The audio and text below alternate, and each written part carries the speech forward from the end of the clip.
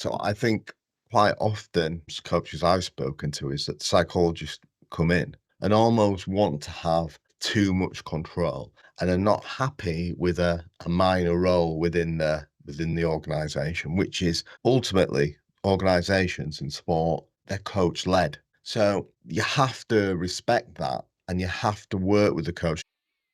Hi everyone, and welcome to this episode of Labours of Sports Coaching with myself, Mark Carroll. In today's episode, I'm joined by Professor Adam Nicholls, who's a professor in sports psychology from the University of Hull. It's a really interesting chat, really refreshing chat actually, because I come at things as a coach who does albeit utilise psychology in his day-to-day work, but not a fully fleshed psychologist by any means. Whereas Adam is a fully trained and very experienced, accredited sports psychologist, and we kind of discussed the friction between coaches and psychology.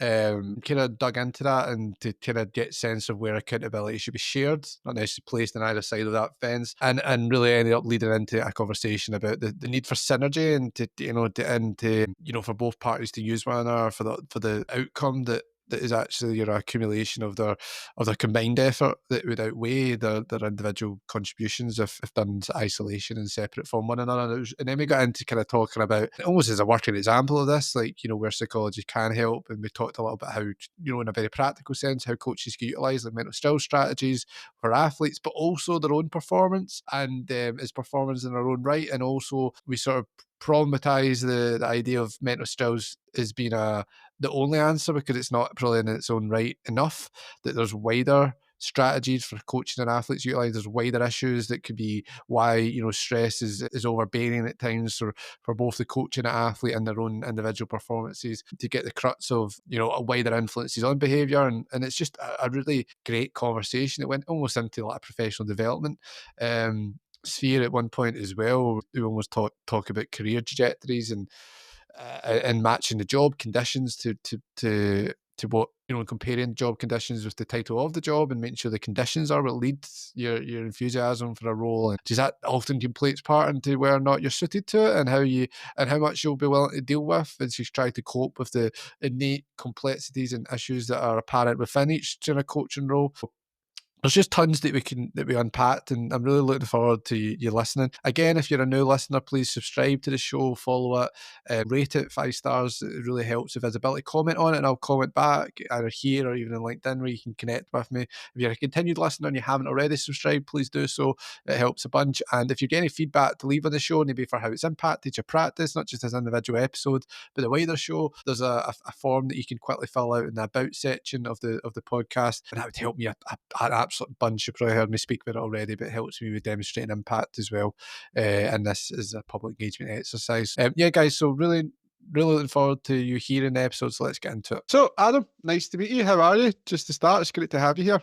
Yeah, thanks, Mark. Yeah, I'm good, thank you, and it's good to finally speak to you. We've been waiting for this for a while now. I know, no, it definitely has been in the books, and obviously I came across. Obviously, I've been quite an avid reader of your work anyway, particularly obviously your book about psychology and sports coaching. It's actually, I don't know how many versions there's been of that actually since, Adam, but it certainly has a quite a fundamental piece of writing, I think, and something that I would definitely recommend to anyone who hasn't came across it yet. And likewise, I always actually try and make sure my students look at it as well. But probably even more contemporary speaking on LinkedIn, you're quite a big voice on LinkedIn, and I'm always attracted to just the content that you bring out there. And what I find really great about it is it's really accessible. It helps coaches look at like mental skills, for example, and how they can utilize them, or just even seeing where psychology is apparent within the sort of milieu of sport and performance. So like it's great to just finally get a chance to ask you some loads of questions. I think maybe where we could start then,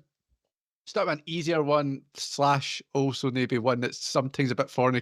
We've spoke on air about sometimes the tensions of coaches and sports sites and how we talk to each other. Tell me, Adam, in your view, what is the role of sports psychology in coaching? And then maybe once we get into that, I'd like to equally know, what is the role, in your opinion, of sports psychologists in coaching? Because there's two parts to that a little Yeah. bit. So if you want to maybe tackle one of them to start. Yeah, we spoke about this. I do think at times there is a lot of tension, often between coaches and sports psychologists, because quite often coaches can perceive that that the psychologists are maybe causing trouble, or this is what I've heard from some coaches, that they're seen as an agony aunt and it's not productive to the team, it's not helping the athlete, and then the coach is the person who has to pick up the pieces. But in terms of the role of psychology and coaching, I think it's a tool for coaches to understand how best to provide feedback, how to create an environment, how to enhance learning or skill acquisition if an athlete is learning a new technique, or if in golf they're going through a swing change, for example. And also how to build effective relationships, how to communicate, and how to enhance well-being of athletes, because we know that has a massive impact on their performance, but also their psychological well-being. So I think Mm. I'm really interested and fascinated with a lot of the American professional and also the college coaches who are ultimately are multi-million pound paid coaches with often their teams are playing in front of 100,000 spectators, and how a lot of them, particularly Nick Saban, they understand the role of psychology, and the best coaches do. They probably, I'm sure they don't know the terms, but they're doing a very, really good job. Yeah, no, 100%. Do you know, one of the things that stood out there, and I think it's quite refreshing, is just the fact that you mentioned, I think there's you clearly put emphasis on the relational element of how sports psychology can be used. And I think, and maybe if I could take off, obviously come somewhat, a step somewhat into the psychology world, just in terms of my area, being within motivational psychology, but being a coach first, I often do understand where coaches feel there's friction. And I think the difference is where sports psychology is presented about, here's problems about coaching rather than here's solutions for coaching. I think that's a big difference to me. And that's where I think, yeah, you if you're in the former, you lose coaches. And if you're in the latter, you actually gain a bit more traction, if you will, because because it ends up becoming almost like the armchair coach, or the same equivalent to a fan sitting in a stadium going, he should have done that. And what's the manager doing? And it's like, well, come here and do it, because coaching is really hard. And there's so many variants of the same solution. That higher order thinking and having to deal with all these things at once, and knowing that there's always a compromise to be had, and there's always a paradox that you can do one thing but you're letting another thing loose. Sports psychology wasn't necessarily, and I'm keen to know your opinion on this, Adam, and please argue back as well. Like, what I think makes coaching unique is that, or rather, maybe what I think makes coaching, to put it better, different from other disciplines, is that sports psychology wasn't necessarily written for coaching, but it's been transferred into it. Coaching is quite it isn't, I don't think it's as fermented as what I think a lot of people make it out to be, because seems to be a real issue even in coaching sort of field of practice, as its own science, to kind of model the coaching process. We always want to say you can't model it, you can't model it. So then we also create this environment where it's so fermented that I think a lot of people feel the need to take up the lead. And sports psychologists have done that in a lot of ways, in a lot of good ways. But I think that then is why there's this sort of sometimes things missing. I don't want to Yeah. talk. What's your thoughts? So I think that's a really good point. So I think quite often coaches I've spoken to is that psychologists come in and almost want to have too much control and are not happy with a minor role within the organization, which is ultimately organizations in sport and any bit they're coach led. So you have to respect that, and you have to work with the coach, and you should want to work with the coach, because you're part of the team to enhance, I guess, performance, but from a psychological perspective, also well-being. And having spoken to a number of coaches, and I've been interviewed for roles, and one was where I worked with an international coach supporting him. And one thing he said is that he didn't want a psychologist who would come in and try and take over. And that is the problem with a lot of this. And that's, I think, why at times you may get this friction. And there may be times when you maybe necessarily don't agree with what a coach is doing, but there are times and places and ways in which you can kind of discuss that. But ultimately, it's the coach's choice, and you have to accept that. That's my kind of view on this. And is that, maybe it's almost speaking to, and I'm actually I'm kind of taking a term here from almost Sophia's duet stuff about what creates for functional coach athlete relationship, but I think you can somewhat transfer it to what creates for a harmonious coach to support staff relationship. Is that there's that idea of complementarity, of understanding what is your role and what isn't, and everything has to still come back. Like, the coach to me, the functional role of the coach is as coordinator, But there's a necessity within that where we take advice from support staff, it all has to feed into the coaching process. It can't be moving. It can't move back to some other landing spot. And Yeah. that seems to be where I think there's a real need to just accept that. I mean, there was, and I can't actually forget the gentleman's name, but there was an episode even in Dan Abraham's Sports Site show where it was a sports site a bit had a similar mentality, I think, to yourself, where it was like, look, there's a need to recognise when to leave the room. When to, giving advice to coaches, but when to leave the room and leave coaches alone with their athletes, or when to, take this small and turn the volume down on what you think should happen.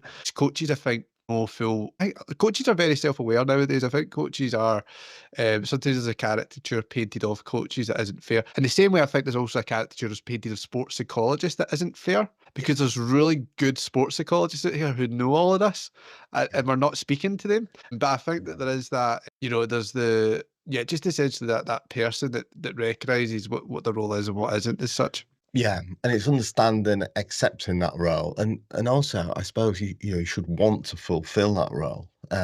Yeah, and I think one issue is why some coaches maybe have a negative attitudes towards sports psychologists is that quite often they maybe have employed or worked with an individual who is not actually qualified as a sports psychologist. There are lots of ex-pros now across all different sports working as, well, they call themselves mental skills coach, performance psychologists, but they're not actually trained. Now, I've got differing views on this. My most significant concern with this is that if you have an athlete who presents with mental health symptoms, so anxiety, depression, gambling, is that this individual will not recognize that, and the coach might say, just work with this athlete, and then they try and support this athlete.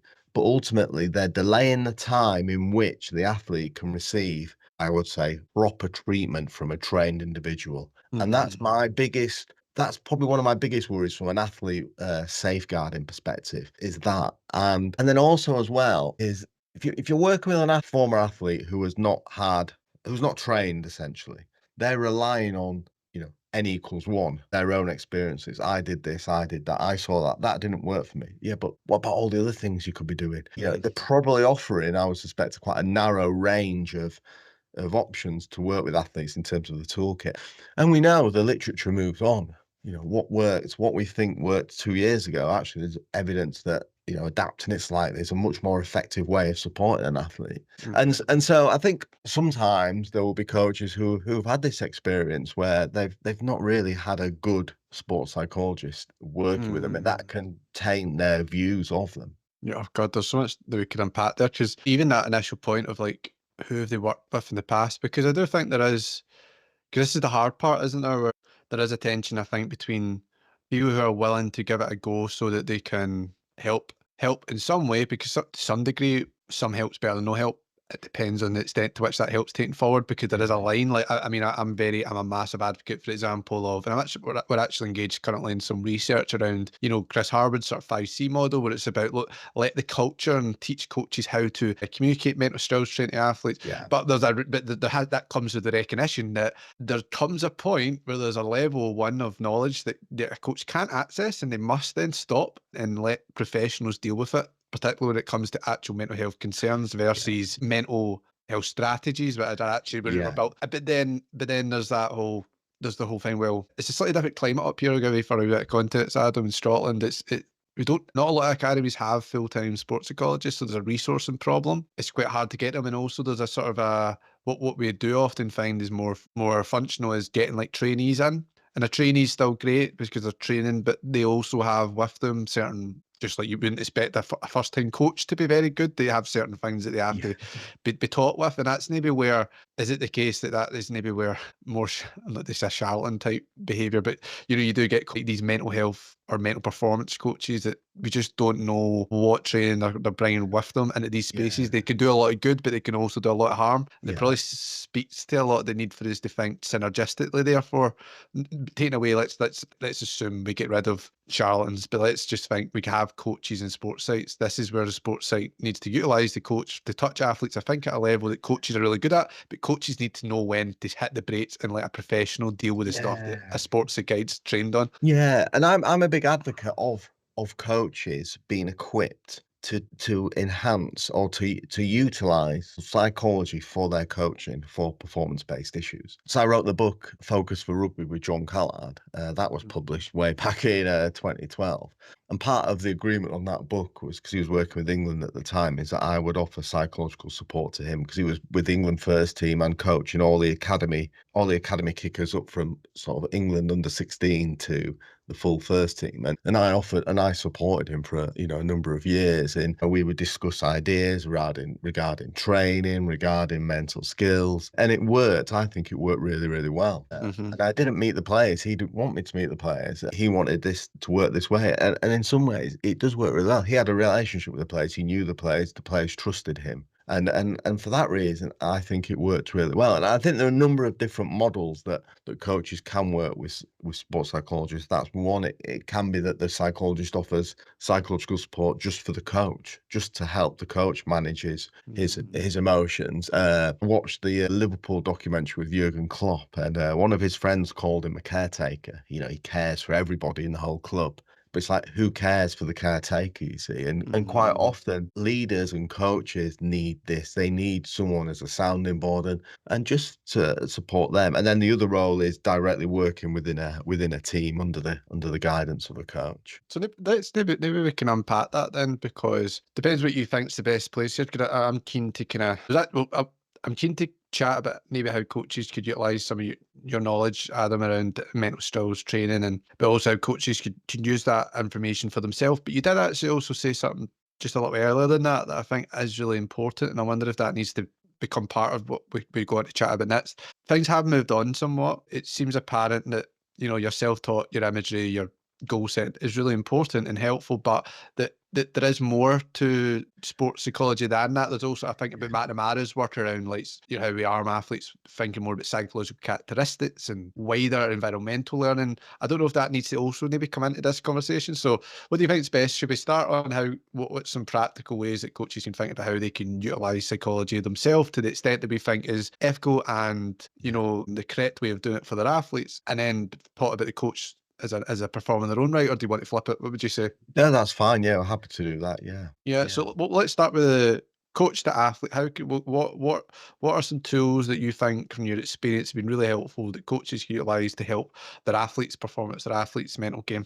Yeah. So going back to my work with John Callard, one of the things that we worked on, which I think worked really, really well, was pre-performance routines. Uh, So delivering information on how the players could use and develop their own pre-kicking routine for the goal kickers.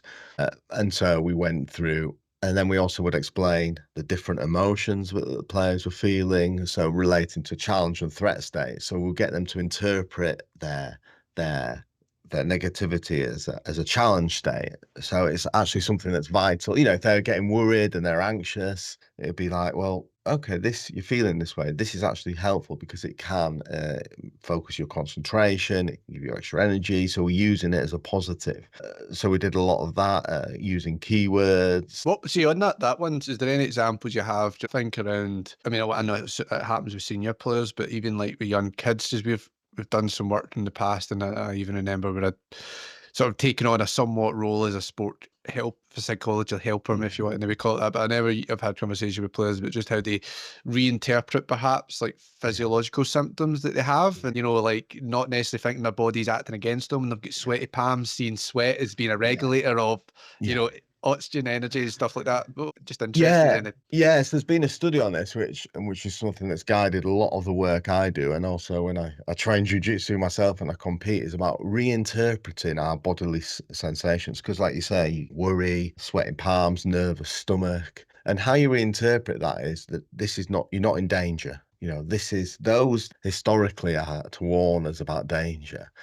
And if you're doing a sports competition, you've got to reinterpret that as that's not dangerous. I'm safe, and I'm going to Mhm. use that to my advantage. And we know that just reinterpreting those emotions, it actually can help generate more of a challenge state. And that's what we did with John Callard. It's about getting the players to use the adrenaline to fuel performance. That's how we would see it. As a Mhm. positive. And you think, oh well, that's just really basic. Yeah, but actually when people are going through that situation, just this reappraisal does help in combination with deep breathing, some deep breathing exercises. When you posted a video about Ken Ravitza, who worked, I think it was like 9 Olympic Games, and he would always do a debrief with the athletes. And one thing that the athletes often said is that it's the deep breathing that helped them the most, because it helped them anchor, focus on the present, and forget about the negativity or the thoughts that they're going on in their mind. So I think we often underutilize the power of the breath, and because when we get anxious, there's a tendency for us,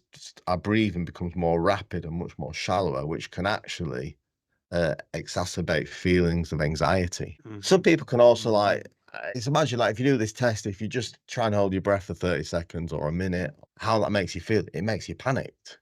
Well, if you're in a performance situation and you're not breathing properly, well, then you are going to feel panicked, which is then going to distract you and is then going to have a negative impact on your performance. So a good tool for coaches to use is simply like diaphragm.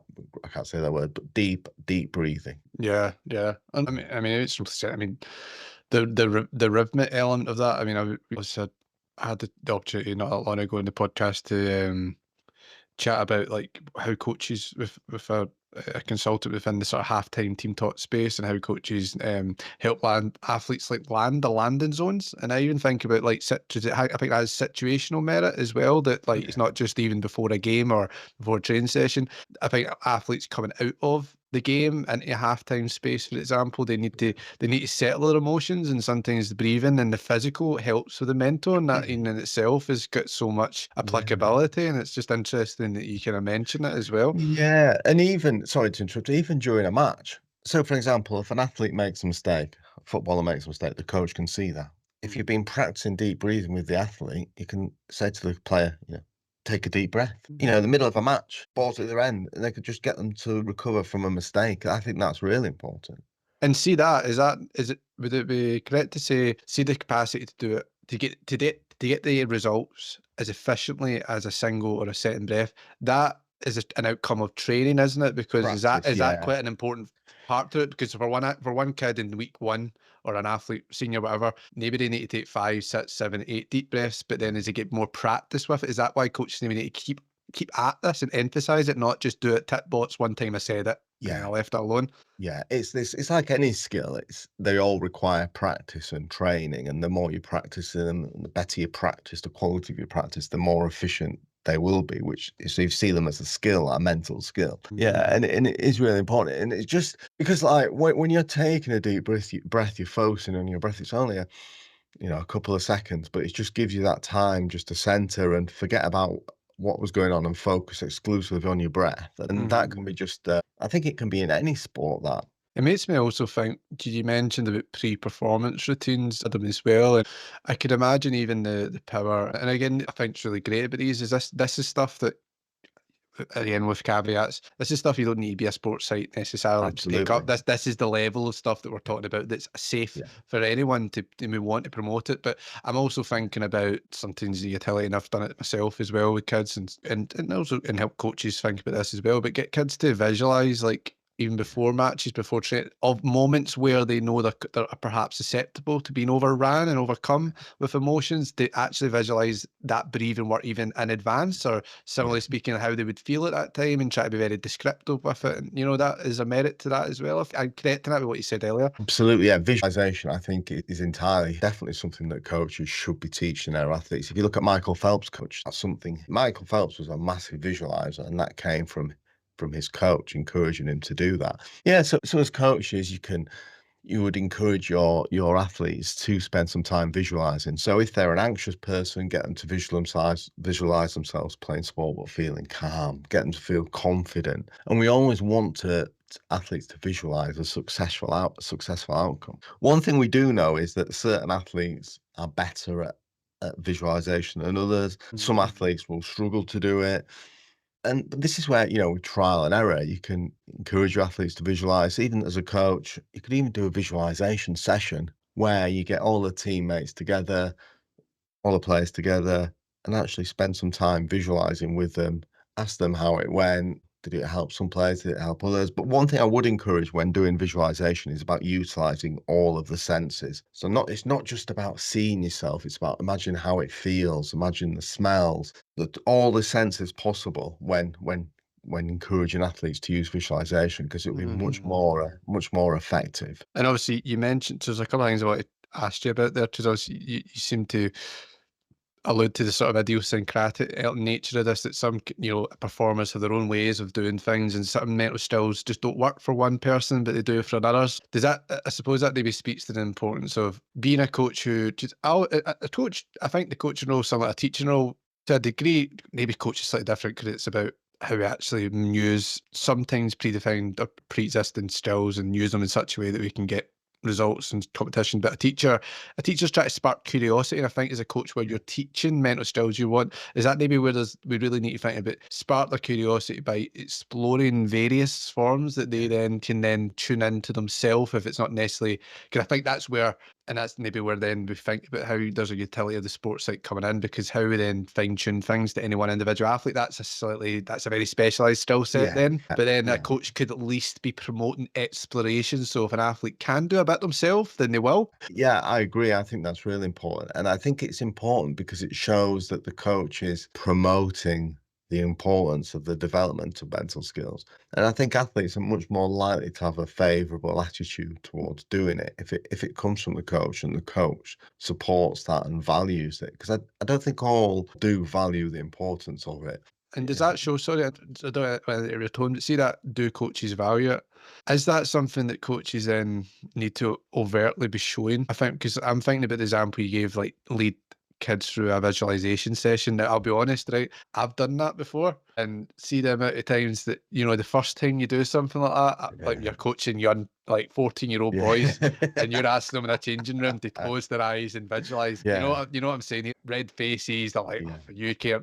And it's very easy. In moments I've had to fight and resist the temptation for me to also act in a way that, because I'm somewhat uncomfortable with it, act in a way that almost is signaling to them, oh, that's a lot of rubbish. You actually need to be that's tough to actually do, but you have to kind of work through that and be quite serious, probably, so they take it Yeah. serious. And, I don't know if you have any advice around that. Yeah.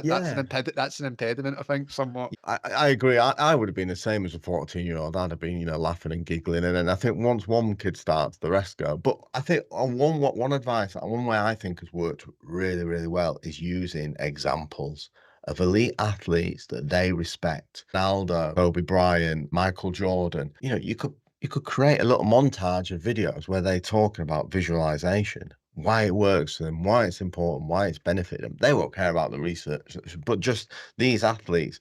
There's loads of stuff about. I posted lots on LinkedIn about Ronaldo using visualization, deep breaths, positive self-talk. I think if you show that to the kids or any athletes, this is why we're doing this. I think it's a really good.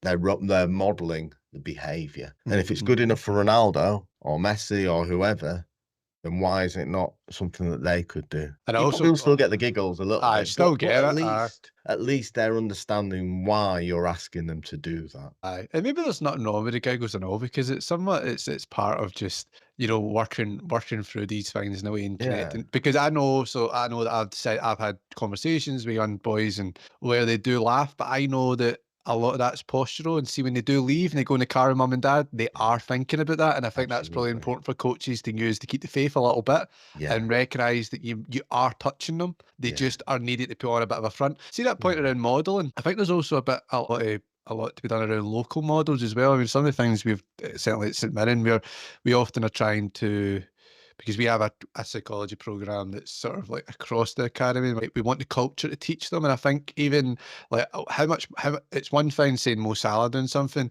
but it's another thing if kids can even see that they're under 14s, but under 16s players are yeah, showing they care about this. yeah, Like that, I mean, that's massive. And yeah, obviously this is maybe for people that are listening that are maybe in more organized spaces, but even actually, could you utilize and get kids across age groups interact with one another? So big yeah, kid tells wee kid, and wee yeah, kid's like, yeah. whoa. Yeah, I agree. I think, yeah, both approaches would be really good. And you could even have, the Mo Salah, whoever, and then also you then get the 16-year-old to reinforce that talking about Mm. his personal experiences of how he uses it, why it's benefited him, even under 18s. And I think that it just is an extra layer of confirmation that what we're doing is important and it can help them. But yeah, I think, yeah, when you have local level models, I think that's really important. I did some work with a boxing gym, and one thing that we did, instead of having pictures of Muhammad Ali up there, which are really, really good and quotes from him, you get quotes from ex people from that gym who have then gone on to do well. Interesting. I think a bit of both is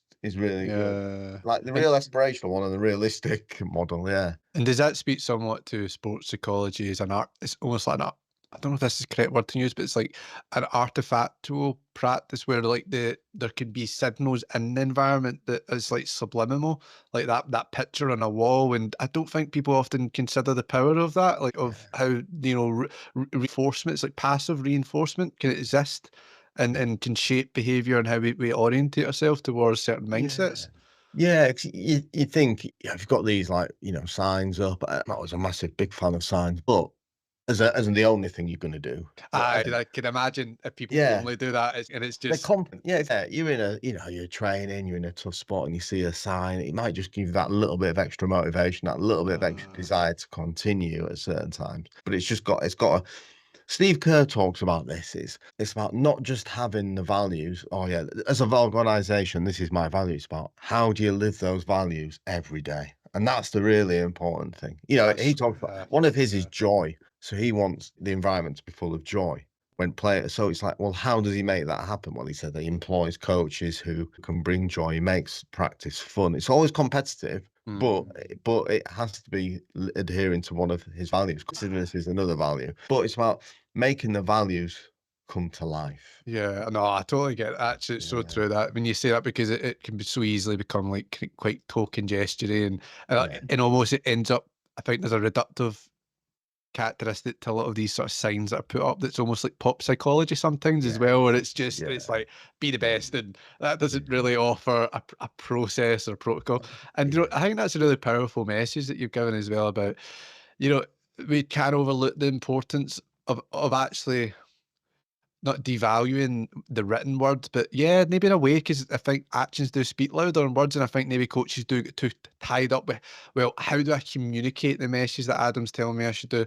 Actually, it's not maybe about that. It's just about how can you have a real commitment towards your actions, modeling that message implicitly. yeah, That's always to be the most powerful thing. And what is the net impression that you give to your athletes, not in this sort of siloed, yeah, episodic, yeah. manufactured way. Yeah, because one thing I would say to coaches as well is I think probably they maybe some underestimate the impact that they can have on their athletes, both positive and negative. They maybe not, they don't realize sometimes how much an athlete listens to what they say and what they do. And I think they really do. You hear athletes talking about a coach they had when they were 20 years ago and they remember what they said, they remember how they made them feel. So they have for me, and I think the top coaches do this. Coaching is more about, they call it in America, the X's and O's, the drills. It's about developing people. It's about inspiring people. It's about teaching them about life and good values and attitudes. The top American coaches do this. Nick Saban, Steve Kerr, all that. They do that. They get that. Plus, I think there's probably something to be said there around understanding. What's the best way to put this?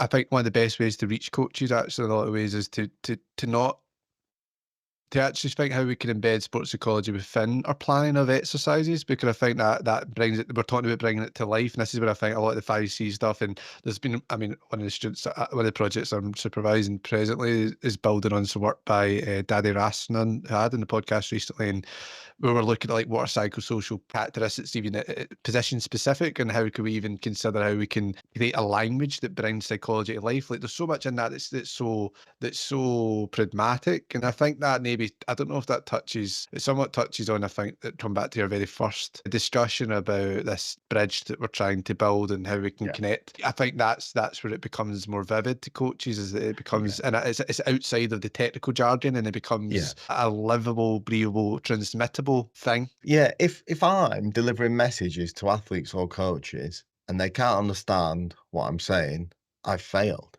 And this is the thing that this frustrates me a lot. social media, when you're reading things, and I'm like, I'm a professor of psychology, and I still don't really understand what you're telling me to do, what the practical element of this is, and how I can improve my situation from reading this. And I just think one thing I like to pride myself on is that I'm trying to deliver messages that people can understand and that they have takeaways from. And if I've not done that, I've failed. And it's the same with anything like that. I think it's so important that you speak the language that the coaches do, but you offer it. It's not dumbing down because it's not dumbing down, but it's about communicating clearly. And that often takes more work than, writing academic jargon that it's nonsense half the time. I But I'll just be think, I know. yeah, I think to be fair, I think partly the coaching environment's to blame for that somewhat. But I think academia's got a lot of blame to take on that because I think we train, I think an academic is encultured into a space where they're almost told to sound fancy in a language. We yeah, are told all the time. You read a journal article, it's all postural, and yeah, we carry that. I think academics speak to people like they write, and yeah, that's a yeah, problem, and that's yeah, something that needs to be coached out. And I think, but equally, and this is where I think coaches can do better. And I don't think this is just about the problem of psychologists. I think it's very easy for sports psychologists. And I've observed this where they come in and they very quickly feel othered. They feel like they're kind of they don't, a lot of support staff, that they yeah, don't always feel easily accepted because they don't yeah, feel that they're part. So I think there's yeah. almost like an anxiety in trying to prove credibility, and that leads into Absolutely. that, so Yeah. coaches need to help psychologists integrate and that, but there's two things there. Yeah, I fully agree. I think if you're coming into any environment, you need support from the person at the top. You need the backing from them because if not, it undermines the message you're delivering, their attitude towards you, which is quite a lot of reasons. One of the reasons why, I've tended or I prefer working with the coaches themselves because Mm. it's a different way and it can be impactful. But there's of course there are situations where you do need to work with the athletes. And on talking on this, I spoke to he's a current championship coach. I'm not going to say who he is, but he Mhm, played mhm. played Prem football for a number of years in English Premiership, and we had this conversation about they had a psychologist brought into their club, and exact same thing that you said. The head coach didn't back him. The owner of the club didn't really value the services, and he had a real short shrift. So this first team coach was telling me how it was just a really, really hard environment for him to work in because the message from the coach isn't, this individual can help you. The players didn't really buy into it. This first team coach is very interested in sports psychology, and he's been contemplating training in this as an area, but he just saw how difficult it was for this individual, and they didn't Mhm, last mhm. long at the club, and the club no longer employs a sports psychologist. And it's not to say, it might not be in a good fit. I don't know how good that psychologist was, but ultimately there needs to be this support from the coach. The coach should be supporting all the staff, and if not, then they can't really be utilised Yeah, 100%. fully. So, and it becomes almost like a self-fulfilling prophecy of like, Absolutely. these problems are created through the process of people enacting what they think is their role and getting all carried away with things. Maybe let's come on. That's obviously know this is you said that your preference now in most cases is now working with coaches. So maybe this is a nice opportunity. I think we've touched now at least is spark curiosity in coaches about how they can utilise this. And there's so much resources. Adam Nicholls' books being the prime one that we can touch on for how we can do this better and engage this. But this is the next part, and it's maybe this ends up being a part two. But let's talk about the coach as a performer because I can speak from my own experience that there are so many things that I've done that has helped me build up confidence as I develop competence, and maybe that's me coming at it more from that first coach who's getting into things and the amount of times when I'm in the car and I'm, repeating, affirming messages to myself, or even as I approach the training ground, breathing, considering things, or even, considering anchor point, like quickly, and this maybe speaks to a little bit of the sort of self-taught script that you might give, what I'm going to care about, how I'm going to react to things when they occur. When I come off of the training part where I've had an absolute terrible session, needing to almost consider the rational thought of, oh, this is always going to happen, and there's Yeah. going to be another session. There's so much that's helped me, and I just want to know if you can, how that resonates, and if you can speak to what could coaches be doing? Because we are performers, and this is Yeah. performing. What's Yeah. your thoughts, Adam? I think so. Just first of all, maybe some coaches don't necessarily aware of this, but there is a high prevalence of mental health illness among coaches, particularly among elite coaches. There's been some research showing that a lot of them are struggling with anxiety, the pressures, the expectations. So actually acknowledging that, which then can then provide a rationale for why you should do these things. Pep Guardiola's spoken, what you mentioned today, spoke about visualizing training sessions. So he's in there early before the players get. I did a post on this where he spoke about how he would visualize a training session, visualize what he wanted the players to do, visualize what it would look like, how it could work, the difficulties that could come up. Mikel Arteta this year has spoken about using meditation to help. He said his mind is always like going at 100 miles an hour and it just needs time to slow down. But you're right, coaches are performers. Like an athlete, you want an athlete to look after themselves in terms of diet, hydration, relaxation. But you should also, as coaches, I think you shouldn't neglect that yourself. You should also look after yourself, and then you'll get the best performance out of yourself. And that can include physical fitness, but also utilizing some of the psychological techniques. And I think that's really important to do.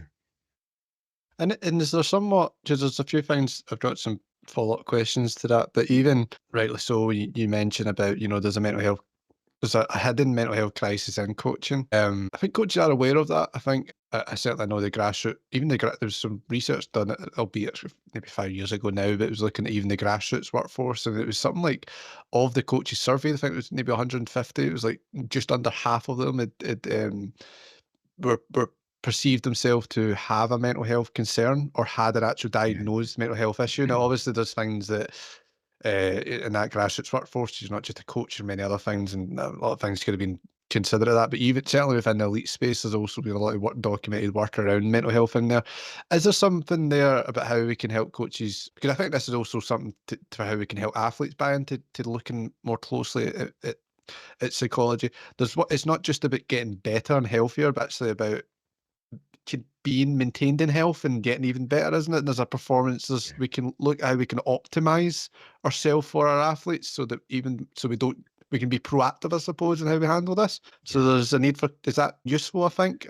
Yeah, it definitely needs to be proactive in terms of supporting yourself and adopting healthy habits and healthy behaviors. And I think across all leaders, they tend to neglect themselves. They spend that much time in their role. We talk about head coaches now, looking after everyone else, managing everything else, that quite often the person they forget is themselves. And this sort of helps with the follow-up questions I had. And maybe that we didn't necessarily touch on this earlier because we mentioned that there's now more than just mental stress and isolation, and there's also, so I mean my own area, look, influences on behaviour, and often I think an impediment to how coaches utilise information is like this, is they haven't developed an awareness of themselves to see how things translate onto themselves and based on their own personality or other environmental factors that can constrain improvement where we see it. But so there is I think that it's just a nice opportunity, I think, to touch on the importance of coaches, treating this as a starting point and not an end point, and that you do need to still have this wider investigation. Is there something in there as well, Adam, about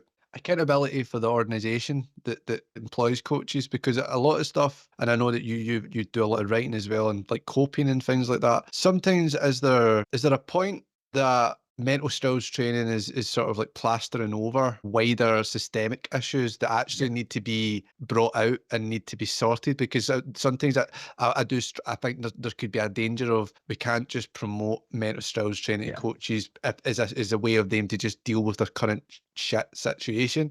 They also need to actually be empowered to actually go and call out bad situations and call out the wider influence. Yeah, I think that's a really, really good point.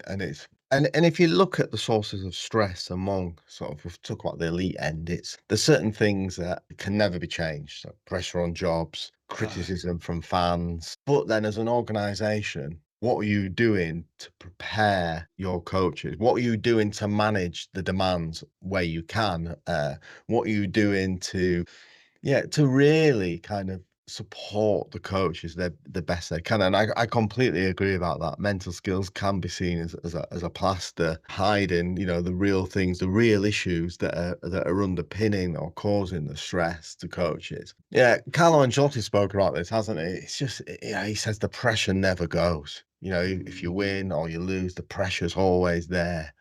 but as an organisation, what can you do to mitigate that? Can you take certain roles off the head coach that they don't that someone else can do? Just things like that. That is there things that you can do to support them the best, so that frees up their time to one recover from the stress and also focus more on developing them, helping themselves, and kind of reducing their role to a certain extent. Yeah, and I think that and it's interesting because that is where again, like we're always moving back and forwards and where the accountability lies here because for every coach that feels overworked, there's also an angle there of that every coach needs to get better and more willing to delegate and also and more willing to relinquish control in order to help with these other factors as well. And we're just talking about well, why are psychologists not utilised enough in coaching? Now, there's reasons for why there's tension, but there's also, again, and there's reasons for why we need to let coaches off a little bit and put the blame a wee bit on psychologists, but there's also reasons for why coaches need to go, well, that's Yeah, another key actor that you should be yeah, utilising, this, and so,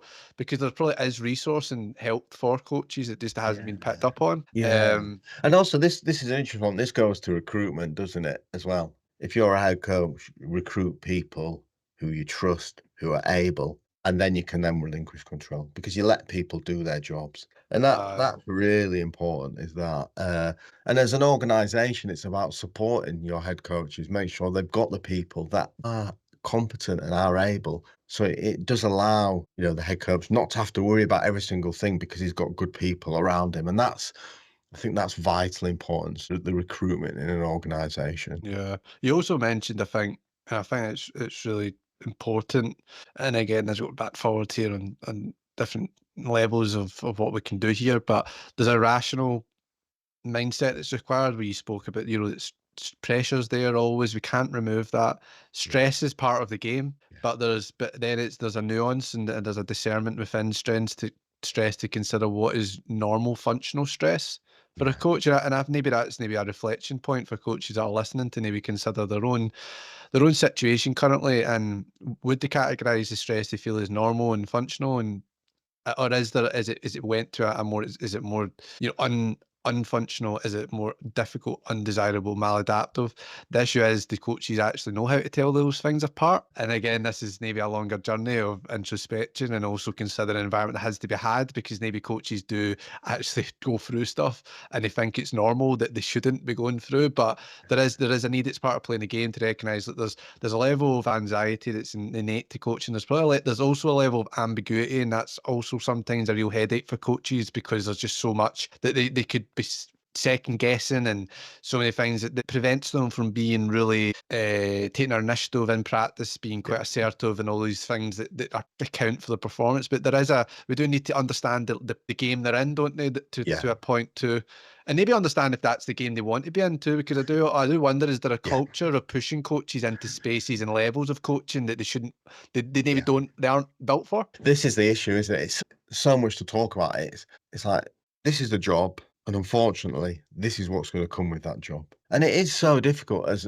look at the elite end of coaches, for no fault of their own, a new owner could come in and that's it, they've gone. Or fans could turn on a coach, and so their role is very, very it's insecure, isn't it? And the impact that can have long term. And so for not for everyone, this isn't going to be a long-term role because I guess the burnout and there's only so much of that you can take really. But I think it's the education is really important about you're not the only one feeling this way. This is common among elite coaches, and unfortunately, we can't remove some of these, but these are the ways in which we can help you manage that more effectively, and that will be through different coping strategies. It I almost is think a professional development exercise, isn't it it? It's is. almost, I It's know, we're it is. moving a wee bit outside the area right now, but it's worth talking about. Like, and it's interesting. I don't know if you ever came across some of like Cal Newport's work, who's basically like a computer scientist by trade, but he has some really great books around like career planning. And one of the most controversial things he used to say is that you shouldn't really chase your passion; you should chase like conditions of work.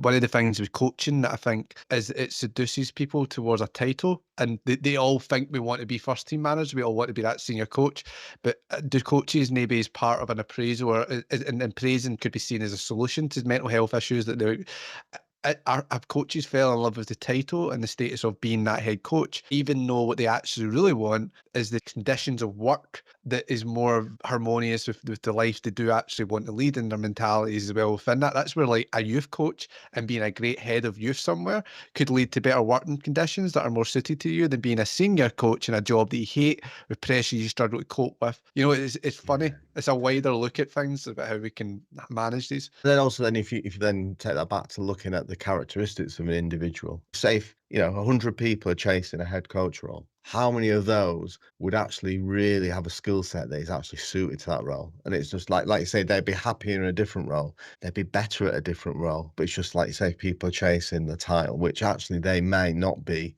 you know, that it might not be good for them and it might not be good for the organization they're working for. Yeah, 100%. One of the best, I don't mean to make this about myself, but I mean, I was in that rat race for a long time, and then I went, you know what, I just don't, I don't want that. I don't actually want to be a first team manager anymore because I don't want separation from my kids, or I don't want to be away from home, and I don't want to have this unstable job. You know, I want to have better satisfaction in my life, and it's not for some coaches, it's the meaning that they attach to things that carries really strong emotions with it that could be problematic, because there is also, I think, I need to know when to not quit, but to know when to take a different route that's best for you. And I think these are Yeah. all difficult career-based situations that do have a psychological lens to them. I just wonder, I mean, have you ever worked with athletes that are maybe thinking about career transitions and how they Yeah. consider those things? Is that something Yeah, relevant?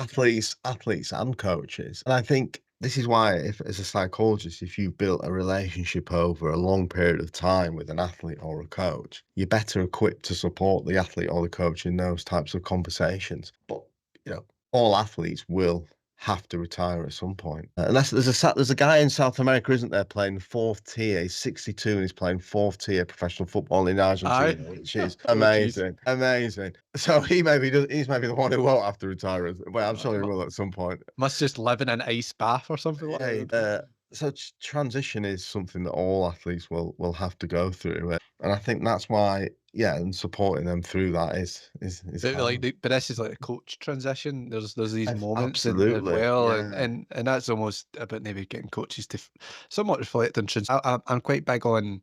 I think coaches identifying transferable skills within coaching that can be branched out into different fields like performance analysis. And I know we're going into a different line of conversation away from your field and such, Adam, but it's just you prompted it. And coaches can be, work as a scout. They can do all the stuff that allows yeah, them to retain the parts of the job that they do like. And this is maybe where if an it's that is required yeah. beyond mental skills training, beyond things that help them cope. If maybe they don't want to cope, maybe we don't want to just survive, maybe we want to thrive. This is perhaps the next avenue we can start to consider Yeah. things. So And just I also think as well, if you being a head coach, that those skills are transferable to any leadership position in any across any industry. Massively. mm, Massively. mm, And I think that's something that coaches should also be aware of, that, like you say, their skills are transferable, whether it's mhm, working in schools, leadership roles. It's about working with people, isn't it, essentially? And those we mm. need those skills across all industries. Yeah, no, 100%. Right, so I know we're about to wrap up now, Adam. Is there anything that we haven't spoke about that you would like to get in there, just in our point of the conversation, just before we tie things up? I'm sure I'll probably think of something like 5 minutes Uh, after I press the leave button, but no, I think I've had some, yeah, a good conversation. I've enjoyed it. Yeah. there's so much that I could chat to you. I might end up bugging you another time if you need me to Yeah, get you no, back that's on, fine. Adam. Yeah, I'll come back on. Which has been great. No, honestly, it's been an absolute pleasure getting the chance to speak to you. And there is just, I mean, you've been in this game for so long, and you're an academic that I just so and a practitioner that I really really admire and respect. So it's just, yeah, thank you so much, Adam, for Thank you. coming on. Yeah, and for those that are listening, guys, I hope this has been even a tenth as interesting and useful you as it certainly has been for me. So we will see you next time. Thanks again, Adam. Nice one. Thank you.